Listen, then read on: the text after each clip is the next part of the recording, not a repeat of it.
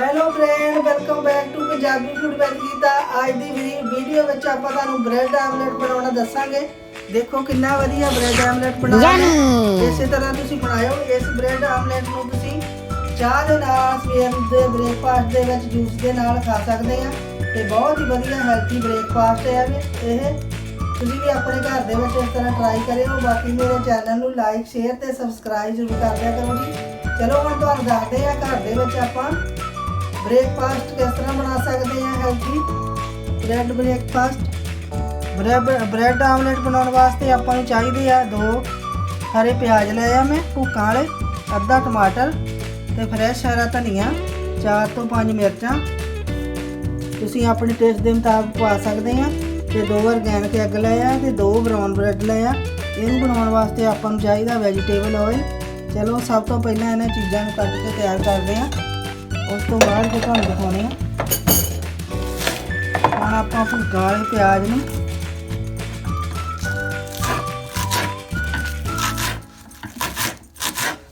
इस तरह मोटा मोटा कट लवांगे। इन्हां सारियां चीज़ां नूं फिर आपां चॉप करांगे इकट्ठा। उस तो बाद फिर तुहानूं दिखाने हुण इन्हां चीज़ां सारियां नूं तुसीं देख सकदे आ बरीक बरीक कट लिया। तो हम सारा इन्हें पावे मिर्चा, टमाटर ते हरे भुक्का वाले प्याज ये पा के आपां फिर इन्हूं ग्रैंड करांगे। ग्रैंड करन दे नाल अपना जिहड़ा है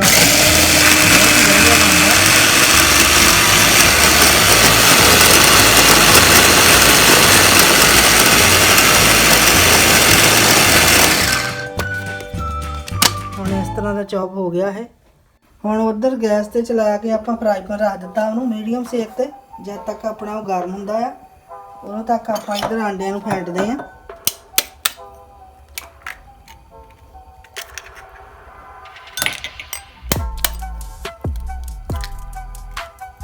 इस तरह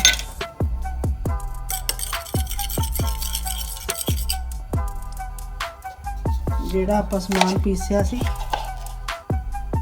हरिया मिर्चां, टमाटर, हरे प्याज ते हरा धनिया,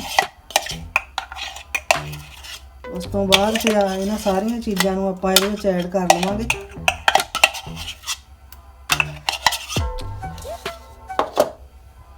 ऐड करन तो बाद फिर आपां स्वाद अनुसार इहदे विच लूण पावांगे। हुण चमचे दा चौथा हिस्सा इहदे विच आपां लूण पावांगे।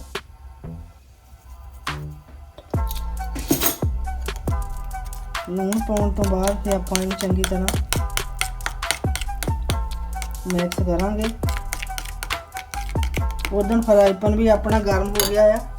इहनूं आपां 2 चमचे तेल दे विच पा के चंगी तरह गर्म करांगे। हुण इहनूं 1 मिनट वास्ते इस तरह फेंटांगे।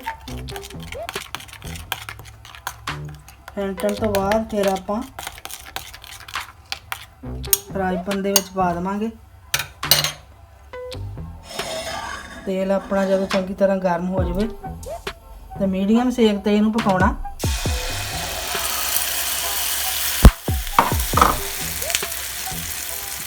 ते हुण बिल्कुल लो फ्लेम ते करके आपां इहनूं ते उपरों इहनूं कवर कर देवांगे। तुसीं देख सकदे आ सेक ते 30 सेकंड वास्ते आपां इहनूं पकावांगे। उस तो बाद फिर तुहानूं दिखाउने आ। हुण तुसीं देख सकदे आ, देखो कितना वधिया फ्लफी बनया है, बिल्कुल बन के तैयार आ। देखो बहुत ही सॉफ्ट बनया है। ते हुण आपां इहनूं चक के पिछे रख देवांगे ते ब्रेड नूं टोस्ट करदे आ।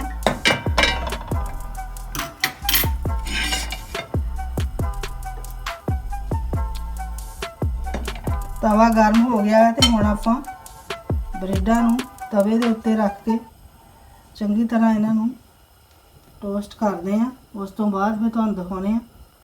हुण ब्रेड तुसीं देख सकदे आ 2 साइडां तो मैं सेक लिया, ब्राउन हो चुके हैं उपरों। ते गैस नूं करदे आ बंद। ते हुण आपां एक प्लेट लवांगे। प्लेट दे विच इस तरह रखांगे।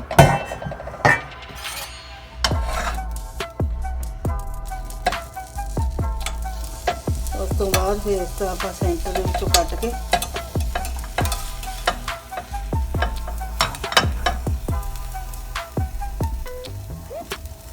ਇਸ ਤਰ੍ਹਾਂ ਬ੍ਰੈਡ ਦੇ ਉੱਤੇ ਰੱਖ ਦਵਾਂਗੇ।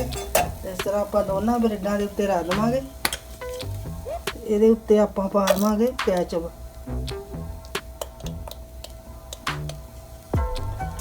ਬਾਕੀ ਅੱਜ ਦੀ ਮੇਰੀ ਵੀਡੀਓ ਇੱਥੇ ਤੱਕ ਸੀ। ਅਗਲੀ ਵੀਡੀਓ ਵਿੱਚ ਫੇਰ ਮਿਲਾਂਗੇ ਜੀ। ਬਹੁਤ ਬਹੁਤ ਧੰਨਵਾਦ ਆ ਤੁਹਾਡਾ ਮੇਰੀ ਵੀਡੀਓ ਦੇਖਣ ਵਾਸਤੇ।